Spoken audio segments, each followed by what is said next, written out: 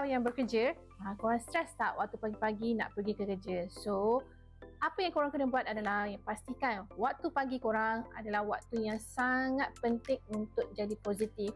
Jadi, bila ada something yang menyebabkan otak korang kacau bilau, carilah benda yang menyebabkan korang akan jadi positif. Salah satunya adalah Teacher Smart akan pilih baju yang Teacher Smart rasakan diri Teacher Smart positif, menyebabkan hari Teacher Smart akan positif. Batik adalah salah satu pakaian yang Teacher Smart mesti pilih. Jom follow Teacher Smart.